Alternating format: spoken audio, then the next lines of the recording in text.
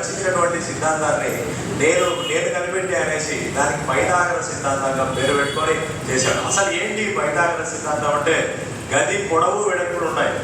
గది పొడవు కంటే పెద్ద కర్రను గదిలో ఉంచచ్చా?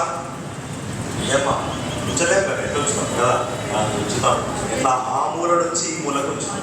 సో ఇలా గది దీర్ఘ చతురస్రాకారంలో దీన్ని పొడవు అంటారు, దీన్ని వెడల్పు అంటారు. ఎల్ అంటే లెంత్, బి అంటే బ్రెడ్త్ అనమాట. సో గది పొడవు కంటే పెద్ద కర్రను ఈ గదిలో ఉంచవచ్చు అంటే ఉంచవచ్చు, ఇలా క్రాస్లో ఉంచుతారు అనమాట. సో దాన్నే మనం ఏమంటామంటే కర్ణము అంటాం. త్రిభుజంలో అతి పెద్ద భుజం కర్ణం అనమాట.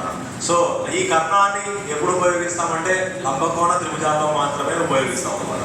కాబట్టి బౌద్ధాయనుడు ఆ కాలంలోనే దీర్ఘ చతురస్ర భుజాలకు కర్ణాలకు సాధారణ పైథాగరస్ త్రికములను ఆపాదించాడు. ఇది దీర్ఘ చతురస్రం, ఇది భుజం, ఇది కర్ణం, ఇది భుజాలు అనమాట. పొడవు వెడల్పులు భుజాలు, ఇవి కర్ణాలు. సో పైథాగరస్ కంటే ముందుగా పైథాగరస్ సిద్ధాంతాన్ని కనిపెట్టినటువంటి శాస్త్రవేత్త ఎవరు బాబు? బౌద్ధాయనుడు అనమాట. ఈయన చూడు పైథాగరస్ త్రికములను కూడా ఈయన కనిపెట్టాడు.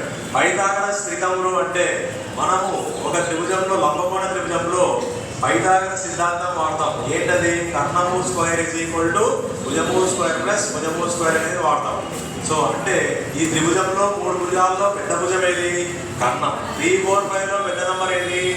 5. కాబట్టి ఇదే కర్ణం అవుతుంది, గుర్తుపెట్టుకో. పెద్ద నెంబరే కర్ణం అనమాట. కాబట్టి 5 square is equal to 3 square plus 4 square అనమాట. 5 స్క్వేర్ అంటే ఎంత? 25. 3 స్క్వేర్ అంటే ఎంత? 9. 4 స్క్వేర్ అంటే ఎంత? 60. అంటే 25 ఇజ్ ఈక్వల్ టు 25 అయితే లేదా?